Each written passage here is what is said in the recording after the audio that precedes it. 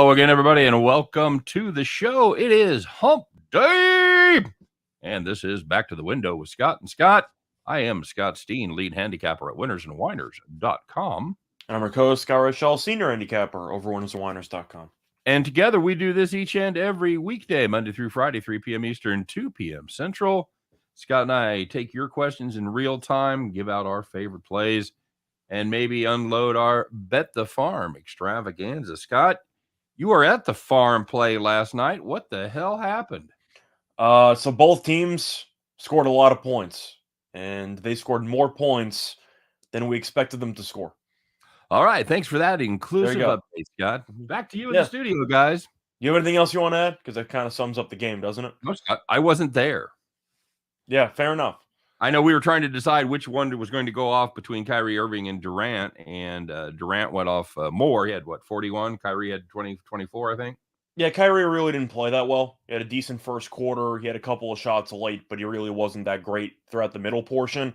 Durant was just ridiculous the entire game. He was on pace for a 40-point triple-double at halftime. The assists ended up not really doing much in the second half, but he had 41, 11, and 5, I believe. So I actually live bet from the arena, which was nice. I did it during halftime, though, so I cannot confirm if you can actually bet during the game while you're there or if only during, actual breaks. You didn't even try? Actually, no. The only bet I really made was at halftime. I bet Durant over 33.5 points, which was an absurdly low number because he had 19 at the half, and the Nets were trailing, so I thought it would be close throughout. Plus, if you were watching the game, you kind of could just tell Durant was going to go for 40, and he went for 41, so I'll take the money. Thanks a lot, and the Nets won, so I can't really complain. All right, very good. And we want to remind everybody coming up right after our show is going to be the third installment in our series of Major League Baseball previews. We're going to be taking a look at the American League West and the National League West. And we're going to be doing it with Tim Earl of Game Time Decision fame and Earl Sports Bets as well. Kind of a baseball guy, anxious to have him on.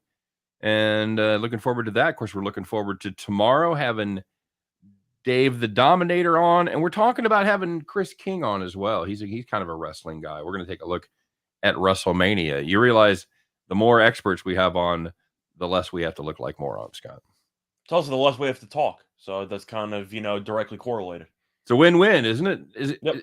It's a lot of fun. I got to tell you, it's a lot of fun. Hopefully you guys caught us on Allie's show last night. Well, not us. It caught me and Dave the Dominator.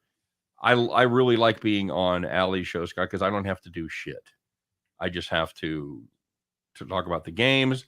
I don't have to push buttons. I don't have to arrange things. I don't have to keep track of what's going on in my mind. It's just, it all just is right there, and I get to act as a guest. So that's a lot of fun. So what just happened is in the house. Great Scots. It's us. That's what Michael Clark calls us, because we've been on a run there too, as far as Clark goes. I think we're like 61, 62% on his show, Scott, something like that. I know you went. We've been doing those picks for a while. I mean, that started during college, at least for me, college football season. I was going to say, well, I've been doing. Yeah, we started the new contract, I think, at the end of baseball season, like August or so. So I think I started during college football. So there you go. So yeah, it's we have a lot of fun. If you guys, if you're up on Saturday mornings, which 1600 ESPN radio in Denver, we're on Clar and Company. I have my own segment at whatever fucking time, 11:30 a.m. Eastern time, 9:30 Mountain time, which is where they are out there in Denver. I don't have a segment. They just plug a couple of clips that I record beforehand. I was going to ask you, I'm going out of town this week. The last time I tried to do it in the car, I didn't have very good luck. You want to do my segment this week?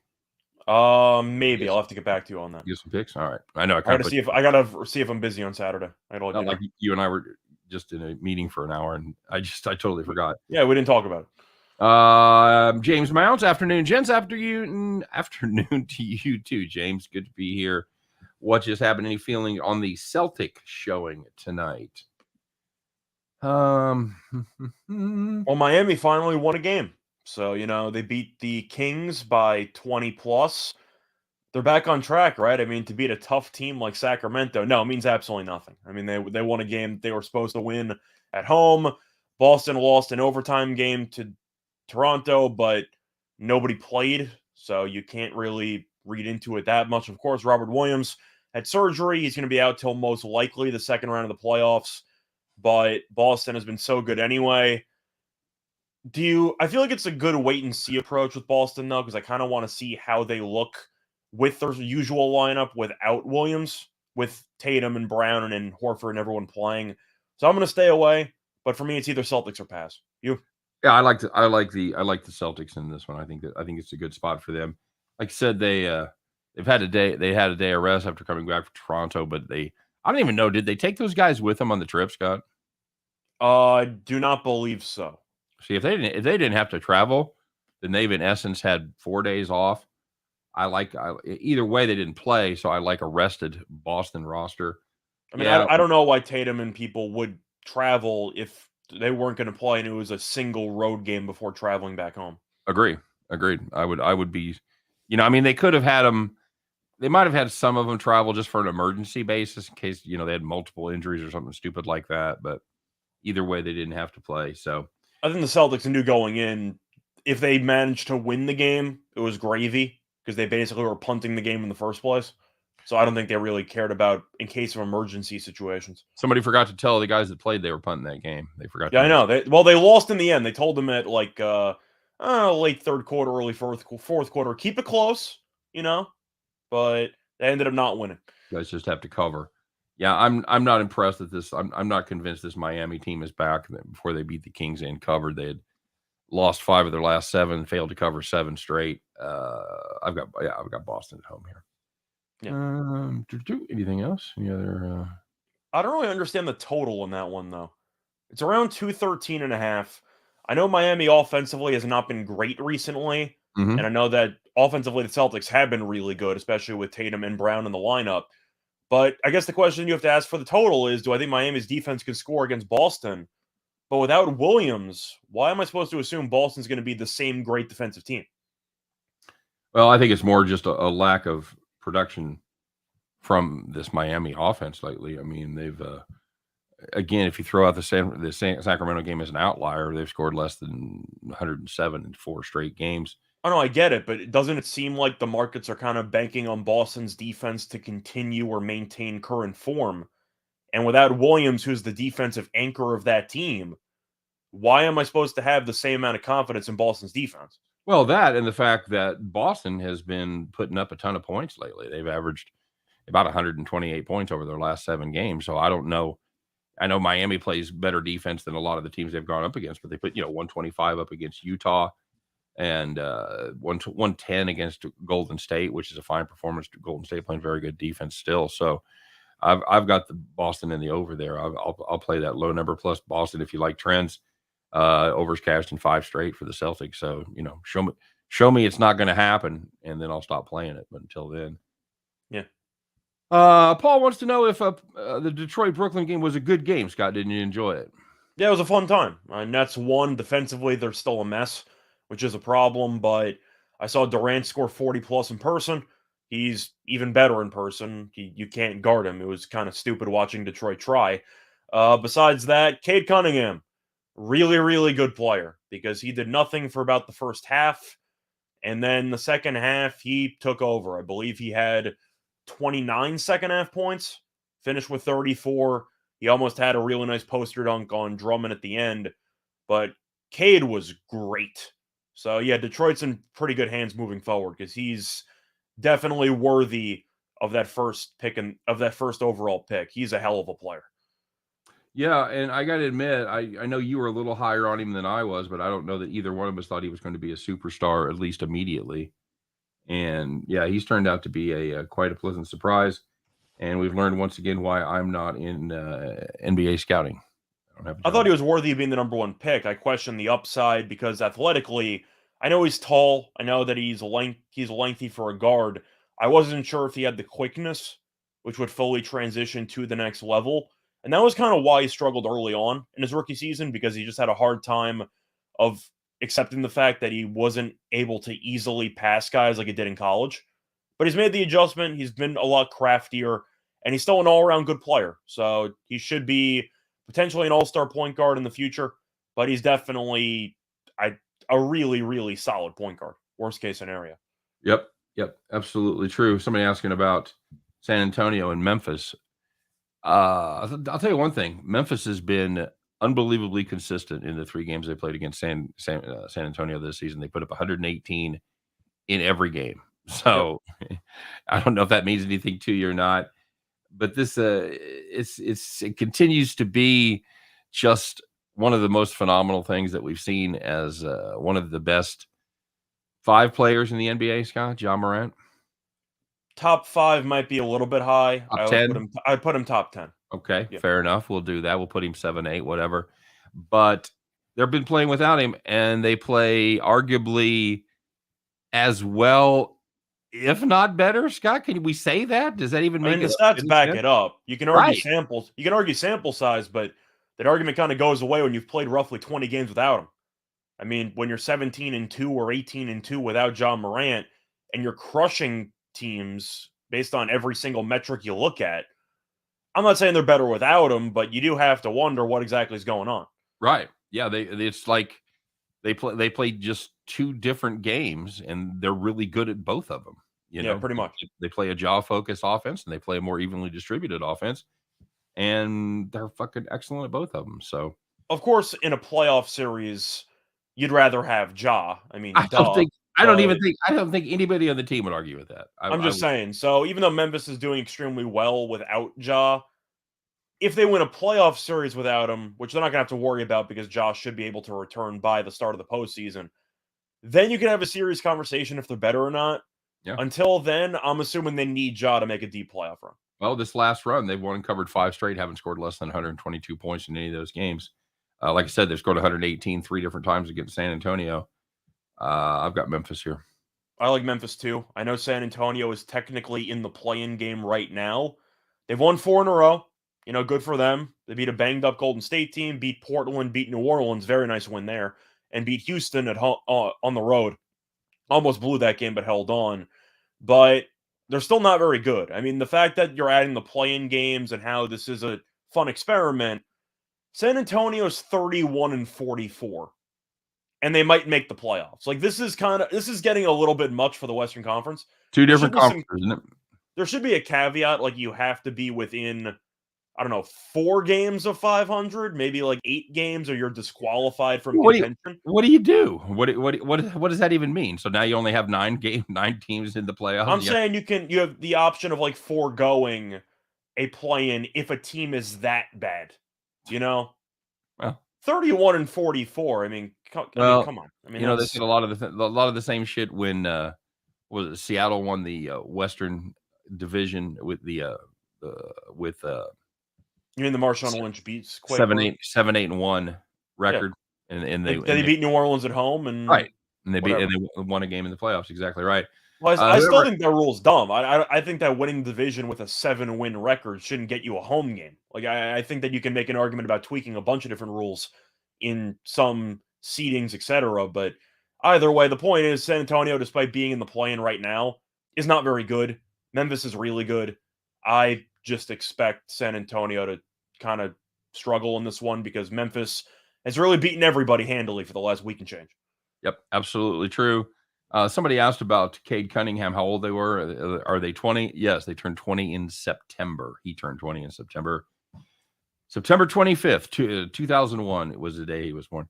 2 weeks after September 11th, Scott. My It's God. crazy that athletes now who are in the league playing well are born after, especially since I'm from New York, because I lived through it. I mean, of course, I was like 4 at the time, but still, now you see athletes who just didn't experience that because they weren't born yet. Makes you feel old a little bit, doesn't it? Welcome to the club, brother.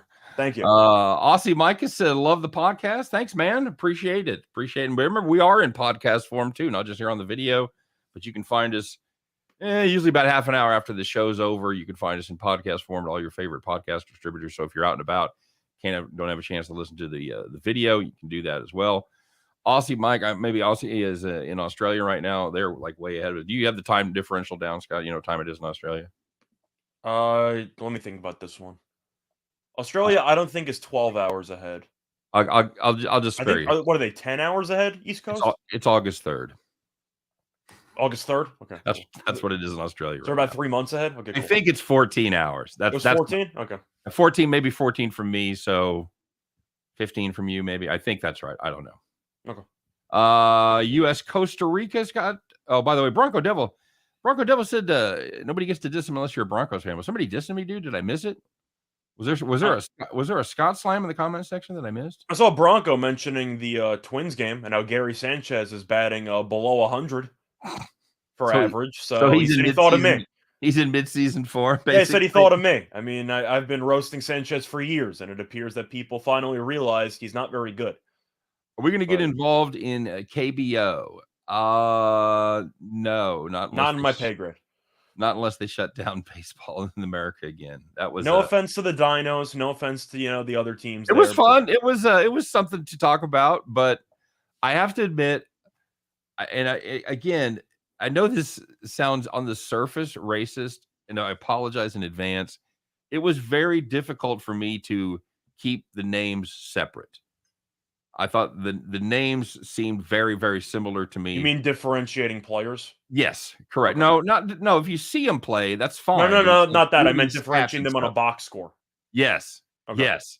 I meant just based on the written name out on a piece of paper. A lot of parks, that kind of thing.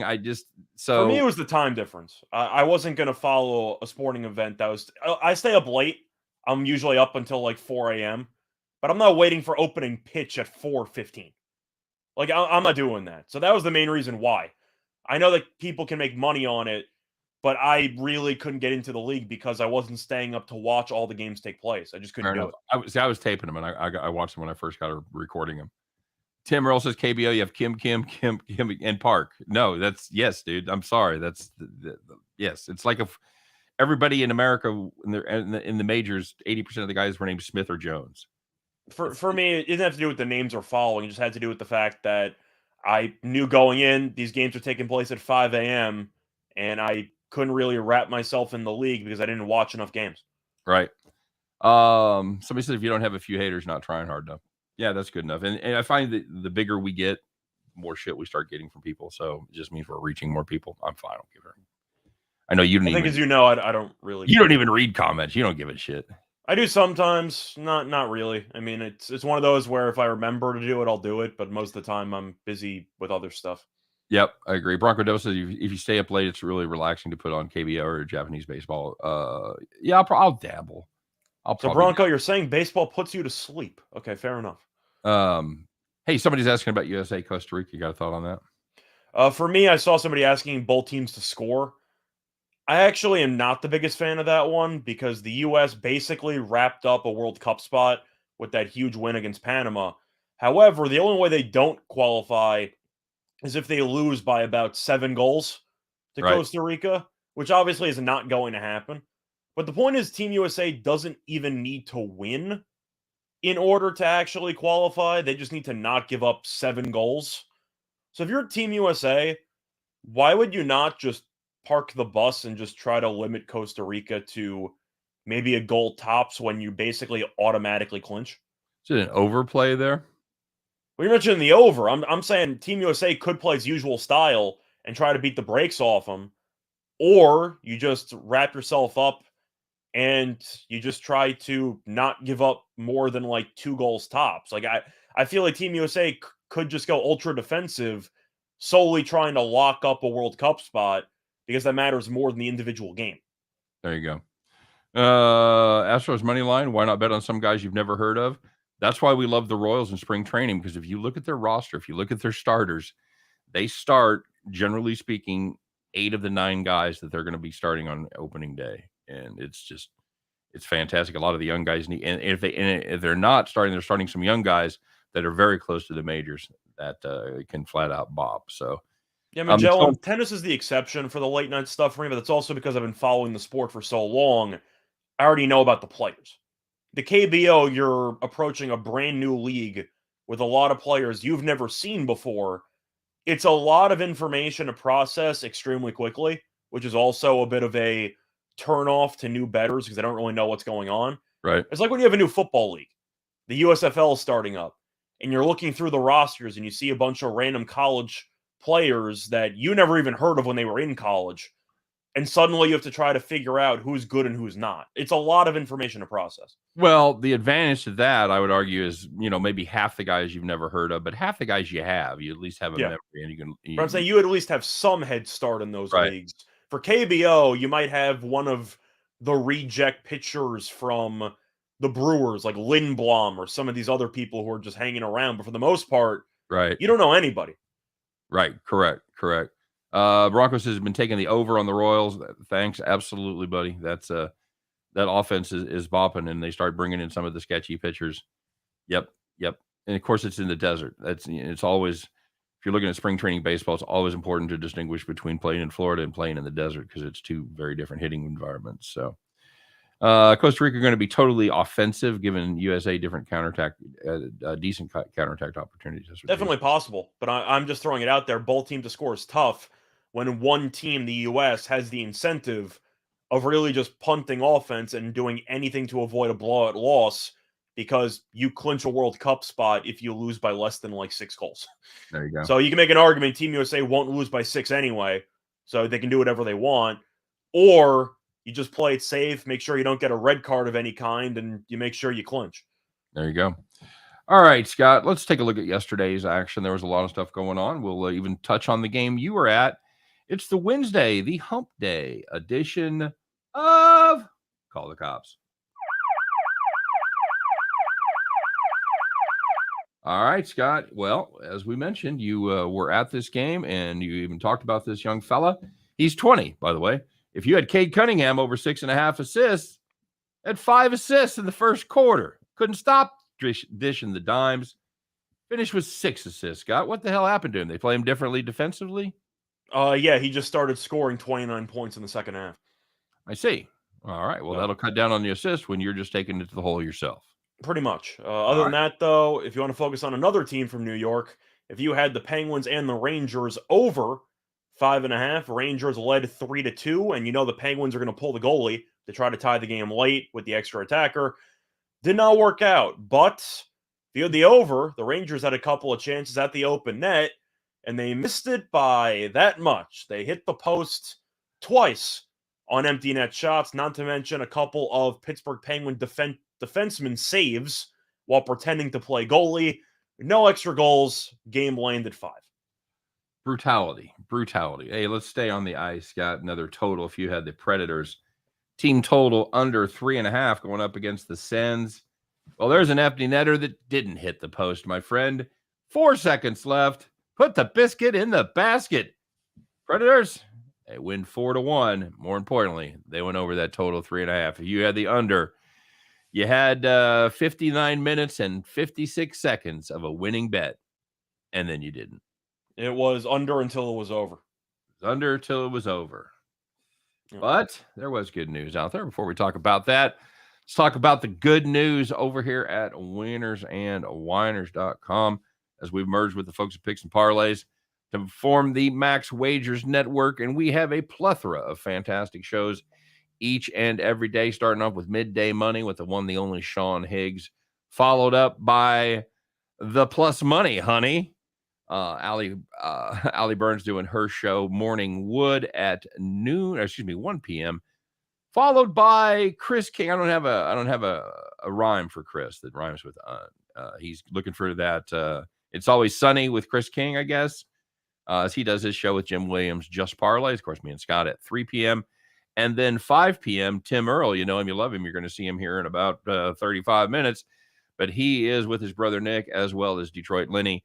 And they look at all the action, all the lines that have changed, all the injuries that are relevant for tonight's games on their show, Game Time Decision. So check out the full lineup here on the Max Wagers Network. All right. So, like I said, Scott, there's good news last night. Let's find out who it was. Let's find out those people that had the nice, easy victory. They were kicked up smoking a nice Cubano as they were sitting in the rocking chair. So the first one, spring training baseball. If you had another team from New York, if you had the Mets on the money line against the Marlins, they led 8-0 after 4 innings, and they won 10-0. If you had the Mavericks team total over 115.5 against the Lakers. I don't know if we've mentioned this lately on the show. Lakers, Scott, Not good. not good. Yeah. Not good are the Lakers. They scored 82 points in the first half, did the Mavs. That's like 106 to most NBA teams. They finished with 128. Holy crap. If you had the 115.5, you're in good shape. Nice, easy rocking chair win. Also, quick shout out to Luka. I don't know if you knew this. He set the all-time record for the fastest 30-point triple-double yesterday in the history of the NBA. You had the Luka triple double. You won when, Scott? I'm trying to remember the exact time, but I think it took about 25 minutes and change. So just into the second half. Basically, of course, that was playing time, I think. So I don't know if that fully counts Okay. the entire game. game clock or him on the floor. Okay. But a 30-point triple-double in about like 20-something minutes and change, that's still ridiculous in itself. But That's picking them up and putting them down, my friend. pretty much. And the last one, if you had the Giants on the money line against the Padres, they led 9-0 after 3 innings, and they won 11-6. Very nice. Little easy money in spring training baseball. What could possibly go wrong, Scott? Not much. Tell you what, the Yankees, by the way, you mentioned the Royals with overs. The Yankees with overs have been pretty good. They've been kind of mashing the ball in spring. Good. How many regulars do they generally start, Scott? Not many. They kind of rotate. I saw Donaldson playing a bit. Gallo was playing a bit. Stan and Judge a little bit. But the main takeaway from spring so far with the Yankees, Marwin Gonzalez has been really, really good. And I'm not really sure why, because I know he signed a minor league deal. It seemed like he was well past his prime, was struggling since his Astros years. He's been great. He's probably going to make the team. All right. Very good. And let's check this out, Scott, because there was a epic puke job in the NBA last night. You know, it's not often they piss us off, but they do disappoint us, and that is the case today. Scott, not mad. I'm just disappointed.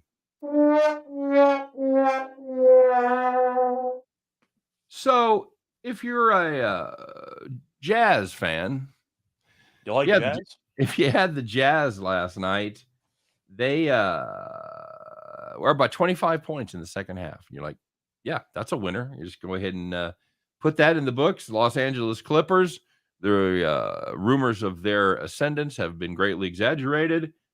But no, the Clippers never say die with the other LA team. As they came roaring back, Scott, they closed the gap. They outscored them by 31 from that point forward.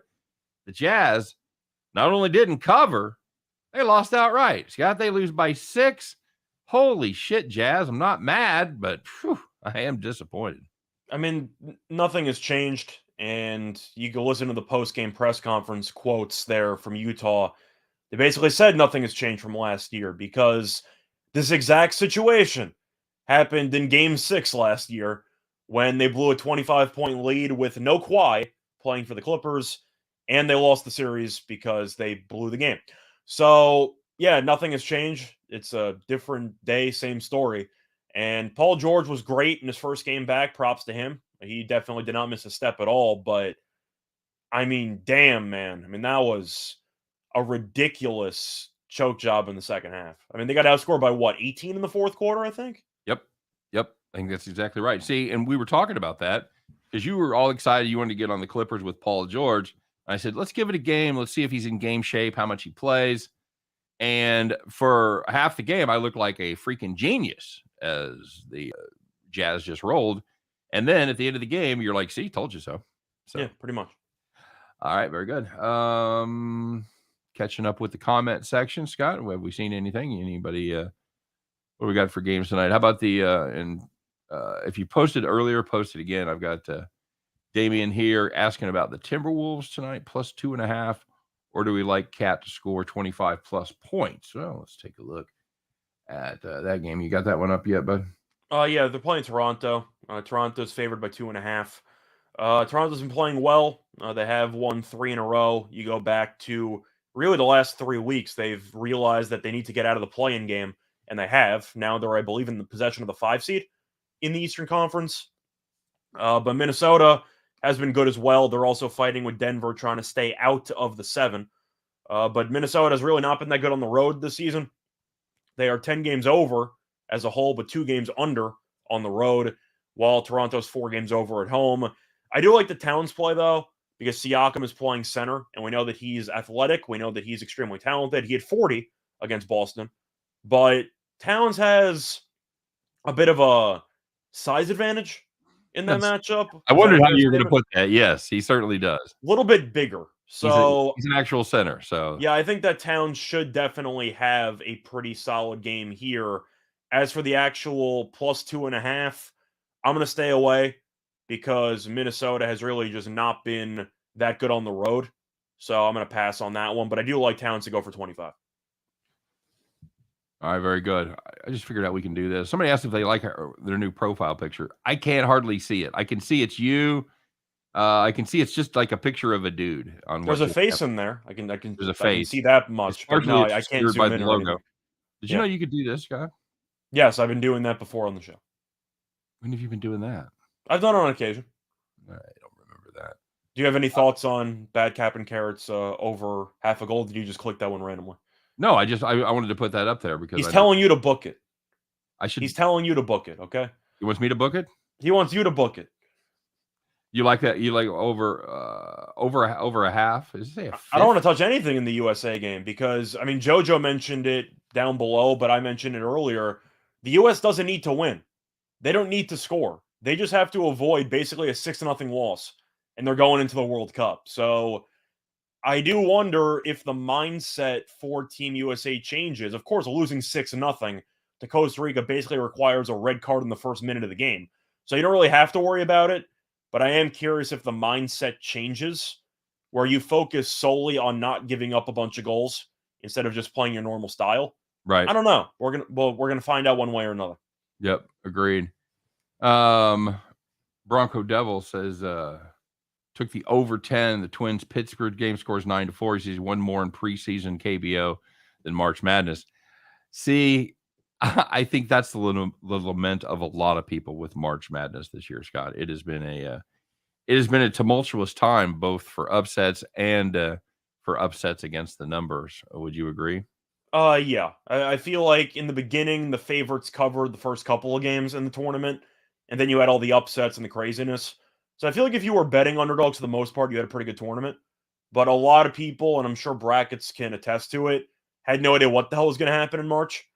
And you couldn't even prepare for what was going to happen. Right. Yep. Nathan says, I'm a Missouri man. Sure. Yep. That's my home. Spring training has been really good. I agree, Tim. It's been a good spring training for us as well.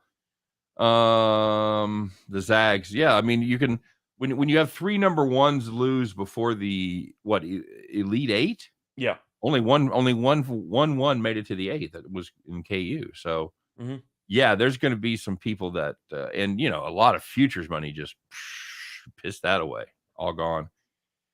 Had to be, I haven't heard lately, Scott. Do you know where the liability lies with the books? I mean, obviously with Kansas, but it's got to be with Duke. I mean, the amount of people that were betting on Coach K to win a title in his final season, I'm sure, is not a good result for the books. Probably took some early futures on that before they saw that team play, so there could be some hefty numbers out there on Duke, North Carolina as well. Yeah, you got to remember, when it comes to the actual future markets, people are either looking for a huge plus price, so St. Peter's, for example, or you go for the narrative story where the public just slams a team with even decent odds, kind of like Tampa, how even though originally when Brady got there, they were in the 20-1 range, but people are still betting them even at like 10-1 because Brady was there and you're picking Brady to win a title. So I think if you're asking what the odds makers least want to have happen out of this Final Four, Duke winning would probably be the first choice.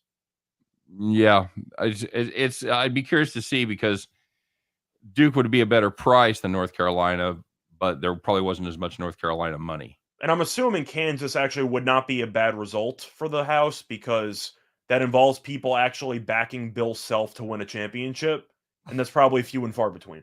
You're just Are you just? No, Are you, I'm not even trying to be mean. I'm being Bill honest. Self's up there cutting the nets down. Scott's gonna be like, "Well, I fucking hate No. I'm being he's not serious good." though. I'm talking about future money and public perception. Do you think people were sprinting to bet on Bill Self, who's been known, not even just by me, but in general, for underachieving in the tournament? Probably not. Dude, Kansas has name recognition. They know they have talent. I'm There's comparing it to Duke. I think a lot more bets and money came in on Duke. yeah.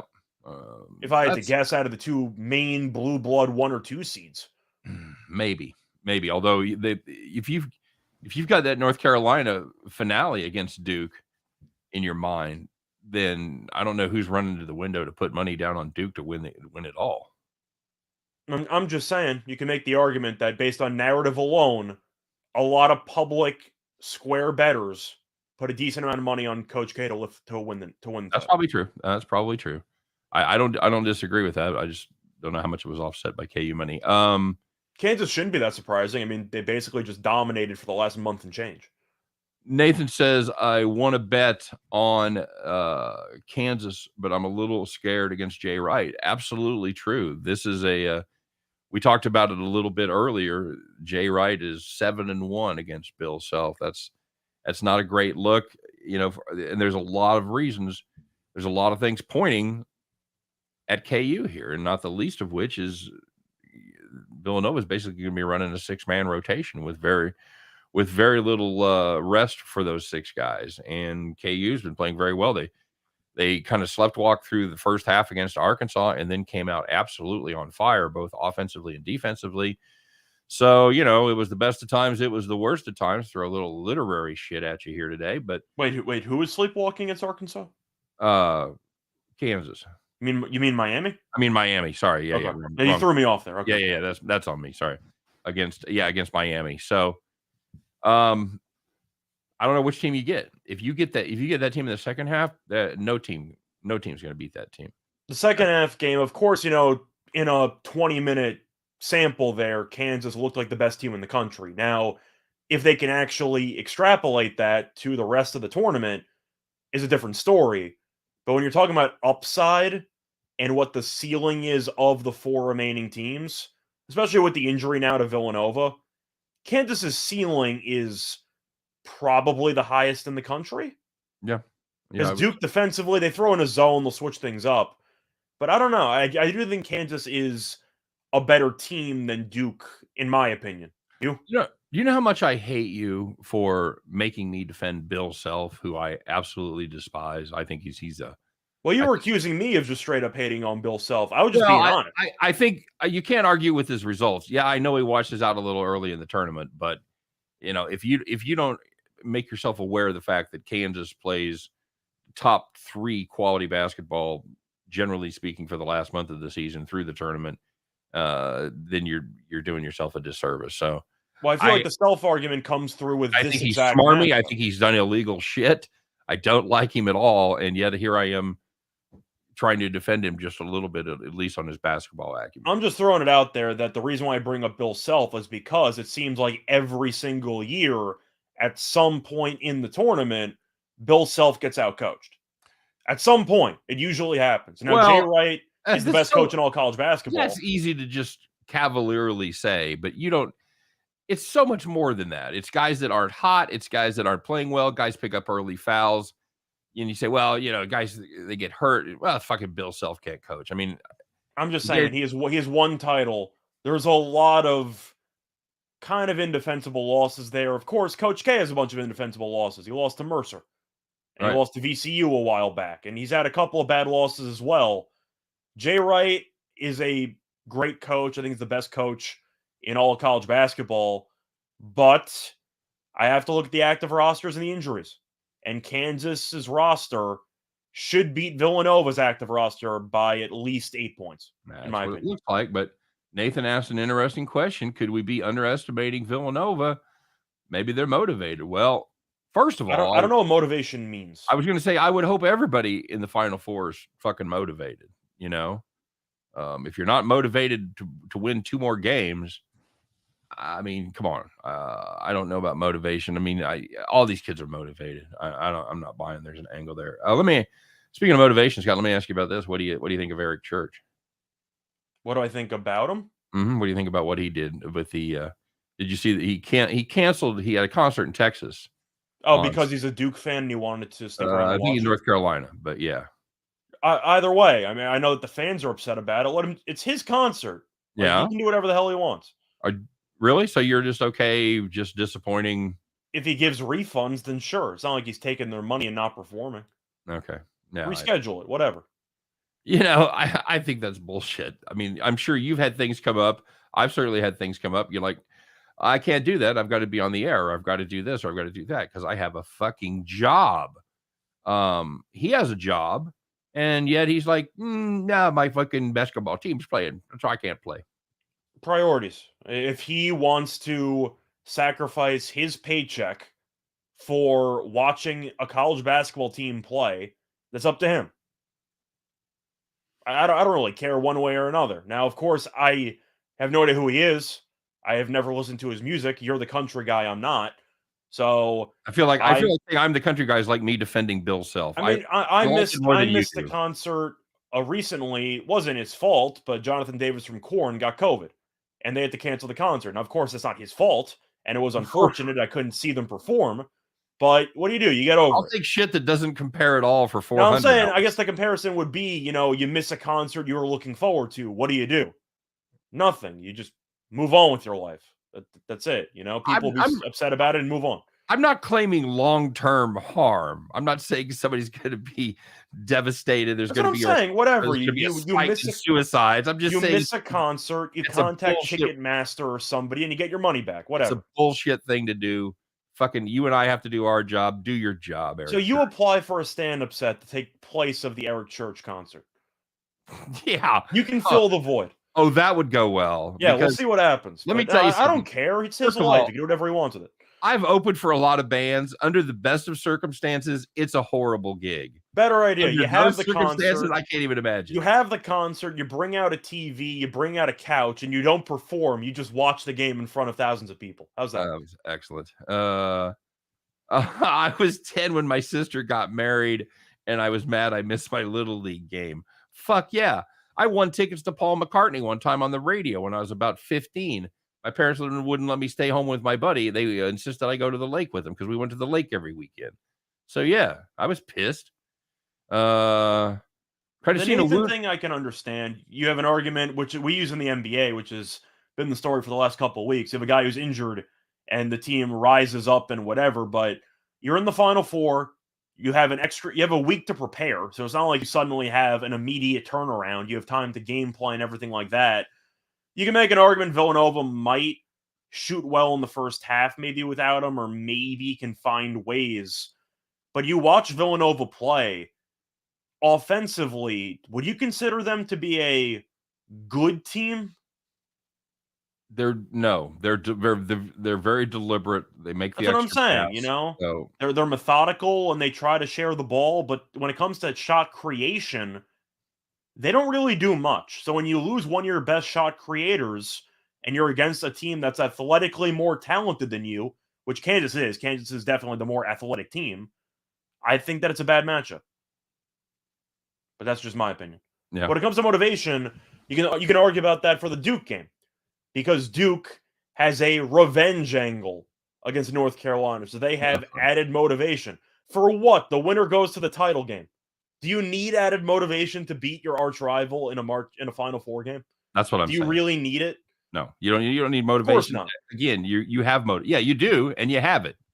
You've already got it. You're in the Final Four. Let's go, boys. Like North Carolina's going to be fat and happy. We just beat this team, so we're going to do it again. Like, no, of course not. They're an 8th seed in the Final Four. Yep. Like, they recognize that they weren't supposed to be here. They're going to come out and try to beat Duke again. I don't buy any of that narrative. Very good.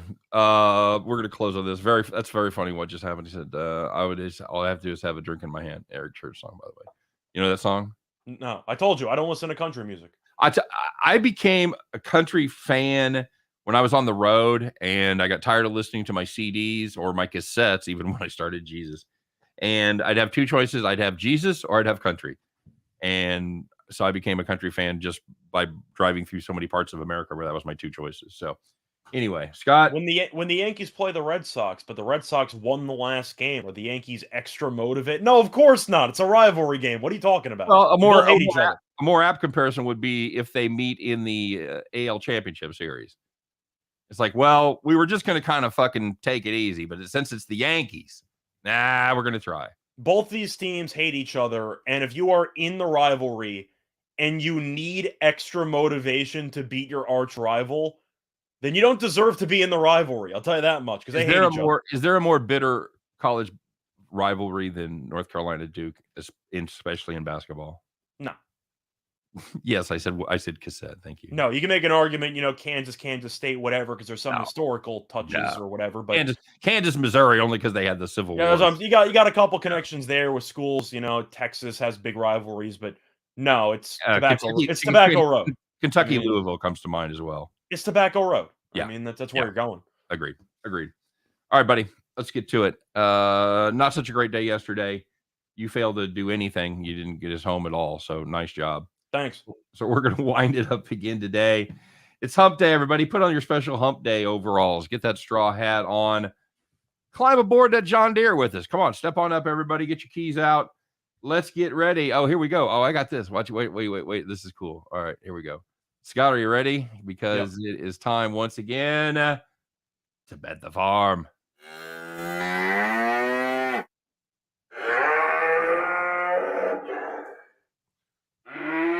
Okay, so if we had this, really need the photo. If we, I'm trying shit out. Didn't add anything. Get off my back. What the hell did that add? Okay, sure. All okay, so if we'd have planned this, what would we have done? We'd have put the photo up, and then we'd have grabbed our hats. And when the photo goes down, boom, we got our hats on. It's the big reveal. Okay, well, we did not put the hats on. No, we did not do that at all. Okay, cool. All right, so let's put our What the hell was that? Okay, sure. All right, here we go. All right, kids. All right, time for me. That's DJ Steamroller back in the building. I'm Gary Moore. Mm-hmm. Yeah, you have no idea what that means. Anyway, reason number 786. I'm officially old. All right, Scott, let's see what we got cooked up for today on the farm. It did not go well yesterday, as neither one of those teams had any respect for our play whatsoever. It went well over the total, but we don't learn much. Ow, that stove is hot. Ow, that stove is hot. Let's do it again, kids. It's going to be another NBA under. It's going to be the Charlotte Hornets and the New York Knicks under 223. These teams have played 3 times this season. The games have averaged 203.7 points per game. The Knicks have played good defense all year, 6th in points allowed, 106.8. And Charlotte, well, they played good defense lately, giving up 109.2 points per game over their last 7. The Knicks, they have struggled offensively all season, 27th in points per game, 106.3. And the Hornets have struggled recently, just scoring 109.4 in their last 5. And most importantly, historically, the under 7-3 in the last 10 meetings between these two teams. We think it's going to be a bit of a grind this evening, and we're going back to the well with an under in the NBA. Take the Charlotte Hornets and the New York Knicks under 223. Scott? Plus, Fournier might not play. That's right. We know that Fournier is the best three-point shooter they have. He's also arguably the worst defender that the Knicks have. So by him not playing, he actually would help the under on 2 separate accounts. There you go. Very good. He's been upgraded to questionable, so we're not putting a lot of hope in that. But yeah, we can definitely hope, and it definitely will make a difference. That total will come down if that becomes official. So, as always, guys, thanks for stopping by. We appreciate you. Don't forget to check out our pals over there at Caesars doing their great thing. Where if you bet, what is this got? $20 on any game? Yep, $20 on a college basketball game. $20 on a college basketball game if they score any points. If a team scores 1 point, you're a winner, guys. So make sure you check that out. It is the code is WAWCZR. Is that right, Scott? You forgot the MAR in there. What's that? It's WAWMAR2. MAR. Yeah, because of the March part of it. Oh, March 2. Okay, there you go. Yeah. So check that out, guys. It is, of course, available only where the Caesar Sports app is available, and you must be 21 to play. All right. Stay tuned here in about 10 minutes. We're going to fire it up at straight up 4 p.m. Eastern time with our pal Tim Earl. We're going to be taking a look at the NL West and the AL West. And if you can't join us for that, make sure you come back and check us out tomorrow. Once again, 3 p.m. Eastern, 2 p.m. Central. As Scott and I will do our very best in the endless journey to help you, everybody out there, to head back to the